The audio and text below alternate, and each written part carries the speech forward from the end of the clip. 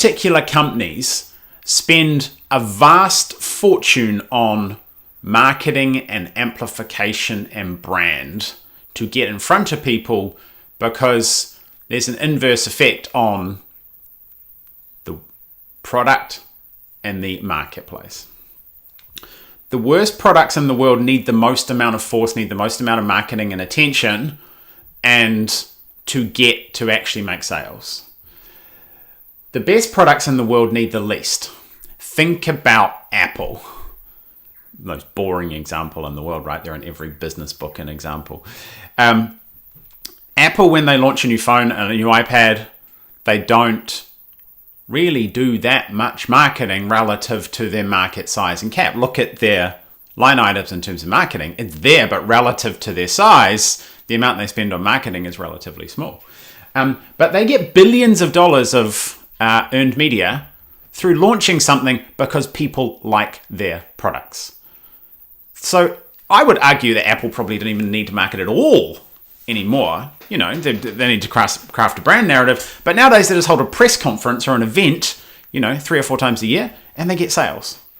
The problem is that people copy the Cokes of, the Cokes of this world rather than the Apples of this world, and focus on the attention bit. So let's look at the old classic, right? The old classic.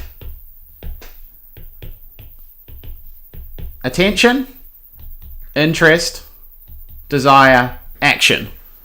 Like, action is the thing that we can take to the bank, right?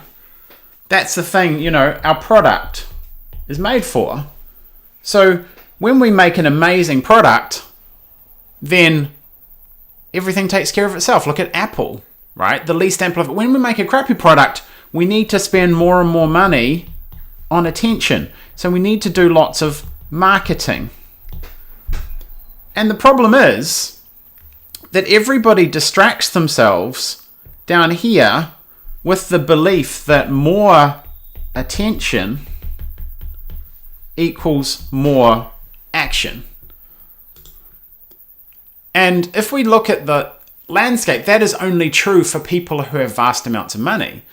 And I work in the small and medium business markets. Relative to the market size, none of my clients are making billions. A couple are doing big numbers, but in the millions, but not in the billions. Yet over and over again, when I see people online or marketing, they are copying companies with the faulty belief that if you just get more attention, then you make more sales. Because they know, and you can't take attention, interest, and desire to the bank. Like, if you tried to pay your bills with those things, then it wouldn't go very well, would it? But yet, there's this faulty belief out there that if I just get more and more attention, if I become famous, if I become an influencer, if I become a thought leader, then I will make more sales. The funny thing is that if you make a great product and a great experience for your clients, then those things tend to happen naturally and organic anyway. Your brand gets built on the basis of making good products, solving good problems, generating good results. And, I talk a lot about the modalities that people can use, courses and programs and all these kind of, nuanced subjective things. And the better they are, the less marketing you need to do.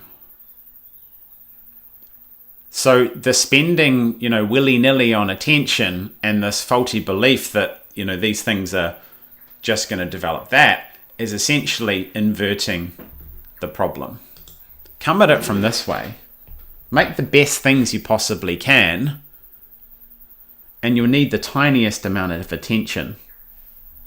So invert the market. Look at the actions. Look at the experience. Look at the desire. Look at the quality of what you do, and you'll need to do the least amount of marketing. And you'll be less susceptible to the biases of the market, which are, I can help make you rich and famous. And they, even rich and famous, the phrase kind of goes together. And it's not true. There is no link between the volume of attention you get. Well, there's an inconsequential link between the volume of attention you get and the make your sales. Many of your favorite influencers and favorite gurus are not making as much money, which is the kind of a very important resource in business as you possibly think, through the vast amounts of attention. I live in Bali, not right now, but I have met many broke influencers that have lots of attention and very little impact outside that. So here's a natty little way to think about it. How do you do the least amount of marketing? How do you do the least amount of convincing? How do you do the least amount of force? Because that's kind of the dream, isn't it? That everything just kind of happens for people. And that's possible when you have the best possible products and experience that sell themselves. Clearly emotional about it. So my challenge to you today, my friend, is how do you do the least amount of marketing? How do you help the most amount of people with the least amount of force, the least amount of craving attention, the least amount of needy shouting from the parapets? If you focus on your product, if you focus on your experience, then you might not even have to market at all.